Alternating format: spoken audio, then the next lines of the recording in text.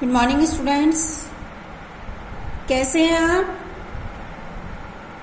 Class 9th सभी बच्चे अपनी हिंदी की बुक निकालिए। क्लास 9th के सभी बच्चे अपनी हिंदी की बुक निकालिए। प्यारे बच्चों, आज हम आपको हिंदी में काव्य खंड पढ़ाएंगे। काव्य खंड पढ़ाएंगे। सभी बच्चे काव्य खंड निकालिए, पेज नंबर 54। इससे पहले हमने आपको गद्य खंड पढ़ाया था, उसमें गद्य साहित्य का इतिहास, उसके बारे में आपको जानकारी दी थी। आज हम आपको काव्य खंड के बारे में बताएंगे। प्यारे बच्चों, कविता साहित्य की सबसे प्राचीन विधा है। यह वाणी का सबसे प्रारंभिक स्वरूप और मानव की गहन अनुभूतियों का सबसे प्राचीनतम भंडार है। प्राचीन से प्राचीन साहित्य का अध्ययन करने पर यही ज्ञात होता है कि सभ्य मानव ने अपने प्रथम उद्गार कविता ही प्रकट किए होंगे। कविता में ही उसने अपनी चिर सहचरी प्रकृति का गुणगान किया होगा और कविता से ही उनकी भावनाएं, मनोवृत्तियां आदि व्यक्त हुई होंगी। इस प्रकार कविता मानव जाति की एक प्राचीनतम धरोहर है। इसी में उसने अपने सुख और दुख के गीतों को मुखरित किया है। ठीक है, आइए देखिए, आज हम इसमें काव्य खंड में पढ़ेंगे वीरगाथा काल। वीरगाथा काल। प्यारे बच्चों, क्या आप जानते हैं कि वीरगाथा काल का समय कब से कब तक माना जाता है? वीरगाथा काल का समय, क्वेश्चन है आपका, वीरगाथा काल का समय कब से कब तक माना जाता है? तो वीरगाथा काल का समय, पहले तो ये समझ लीजिए कि वीरगाथा काल को आदिकाल भी कहा जाता है या आदिकाल को वीरगाथा काल भी कहा जाता है। वीरगाथा काल की समय अवधि है 769 ईस्वी से 1343 ईस्वी तक निश्चित की गई है। ठीक है, अब आता है आपका कि आदिकाल को वीरगाथा काल क्यों कहा जाता है? क्या आप बता सकते हो कि आदिकाल को वीरगाथा काल क्यों कहा जाता है? क्या आप बता सकते हो? प्यारे बच्चों, वीरगाथा काल को आदिकाल इसलिए कहा जाता है या आदिकाल को वीरगाथा काल इसलिए कहा जाता है क्योंकि आदिकाल में देश में अनेक छोटे छोटे, जो तो देश था हमारा, छोटे छोटे राज्यों में बटा हुआ था। इन राज्यों के राजपूत आपस में लड़ते रहते थे। उसी युग में मुसलमानों के आक्रमण भी आरंभ हो गए थे। इस समय वीर पुरुषों की वीरता का अतिशयोक्तिपूर्ण वर्णन ही कविता का मुख्य विषय रहा। इसीलिए इस युग को वीरगाथा काल कहा जाता है। ठीक है, वीरगाथा काल को या आदिकाल को वीरगाथा काल क्यों कहा जाता है? क्योंकि हमारा देश अनेक छोटे छोटे राज्यों में बटा हुआ था।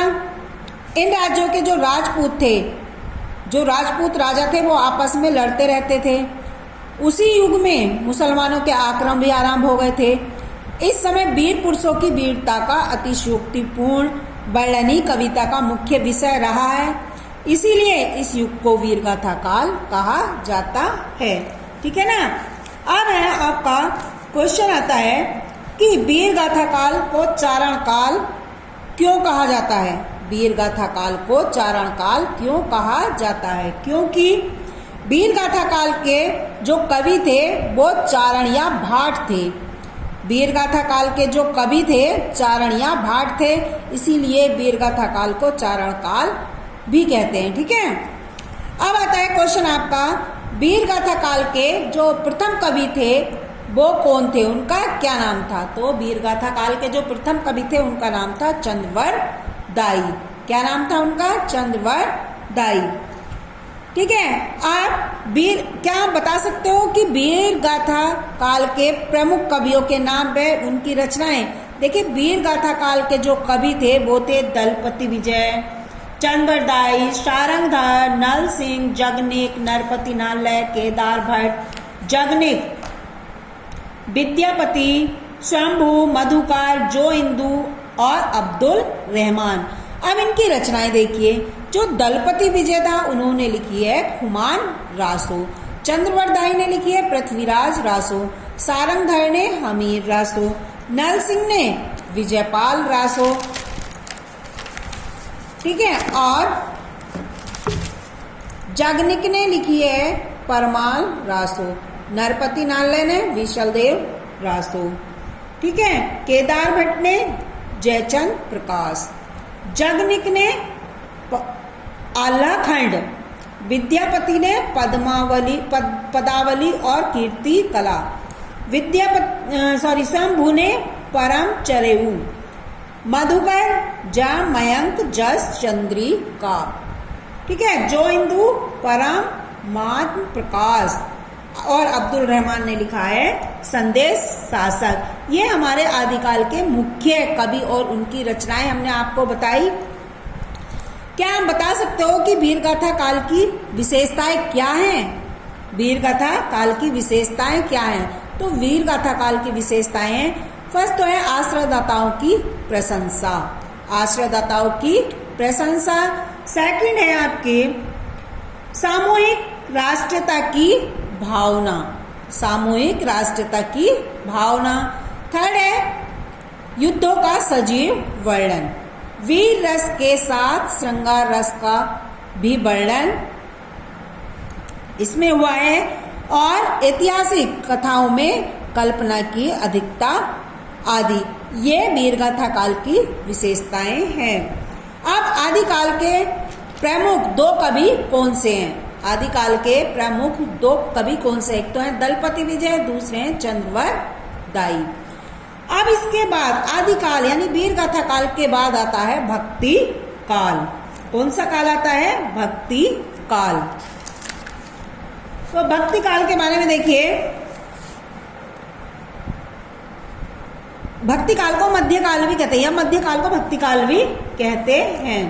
इसका समय, इसके भक्ति काल का नामांकन के विषय में बताइए। क्या आप बता सकते हो? नहीं। भक्ति काल के नामांकन के विषय में देखिए, ये सन 1343 से 1643 ईस्वी तक माना जाता है, यानी कि संवत 1400 से संवत 1700 तक लिखे गए हैं। ठीक है। काव्य में भक्ति की प्रधानता है, इसमें मतलब काव्य में भक्ति की प्रधानता है। इस कारण आचार्य रामचंद्र शुक्ल ने इस काल को भक्ति काल का नाम दिया है, इस काल को भक्ति काल का नाम दिया है। ठीक है। साहित्य के विकास की दृष्टि से इस काल को पूर्व मध्यकाल भी कहा जाता है। साहित्य के विकास की दृष्टि से इस काल को पूर्व मध्यकाल भी कहा जा सकता है। क्या आप बता सकते हो कि भक्ति काल की सीमा अवधि क्या है? भक्ति काल की सीमा अवधि क्या है?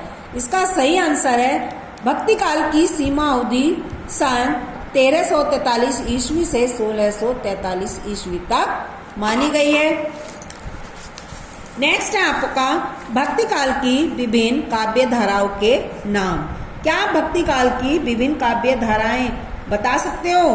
भक्ति काल की काव्य धाराएं प्यारे बच्चों दो प्रकार की हैं। एक तो निर्गुण मार्गी, दूसरी है सगुण मार्गी। निर्गुण मार्गी में आते हैं ज्ञान मार्गी और प्रेम मार्गी। ठीक है। और सगुण में आते हैं राम भक्ति शाखा और कृष्ण भक्ति शाखा। ठीक है। ये दो शाखाएं। तो अब है आपका कि भक्ति काल में भक्ति भावना किन रूपों में प्रकट हुई? भक्ति काल में भक्ति किन रूपों में प्रकट हुई? तो भक्ति काल में भक्ति हुई सगुण भक्ति की भावना और दूसरी निर्गुण भक्ति भावना की साधना। ठीक है। भक्ति काल के दो प्रमुख कवि बता सकते हो? भक्ति काल के दो प्रमुख कवि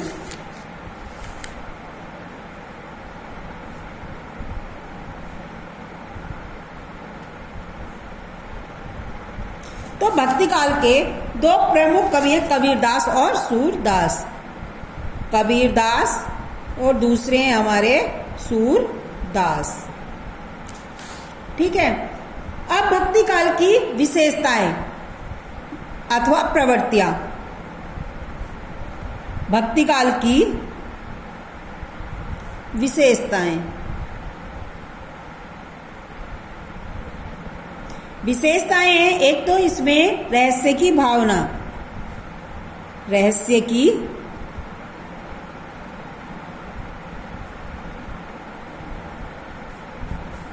दूसरी है गुरु की महत्ता। इसमें गुरु को महत्व दिया गया है, गुरु की महत्ता। थर्ड है भक्ति की प्रधानता।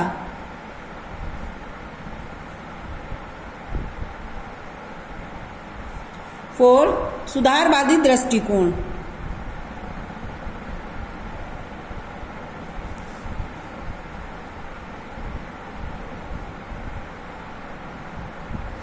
ठीक है। निर्गुण ब्रह्मा की उपासना।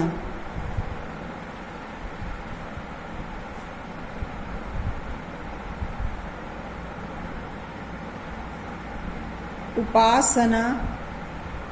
ठीक है। 6 है हमारी दार्शनिकता एवं रहस्यवादी भावना। दार्शनिकता एवं रहस्यवादी भावना।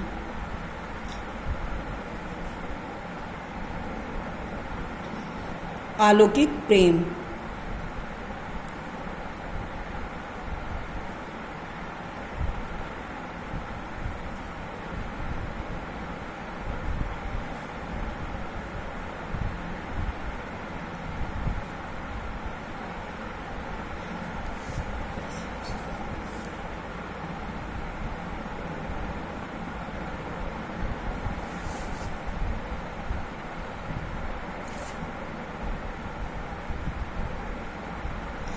देखिए भक्ति काल की विशेषताएं, रहस्य की भावना, गुरु की महत्ता,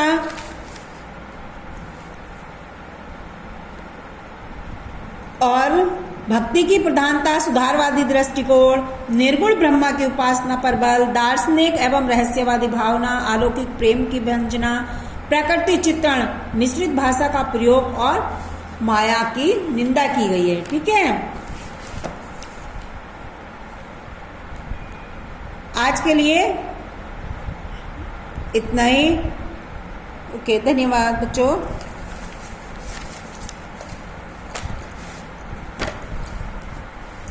आज हमने आपको काव्यखंड पढ़ाया। ओके, धन्यवाद।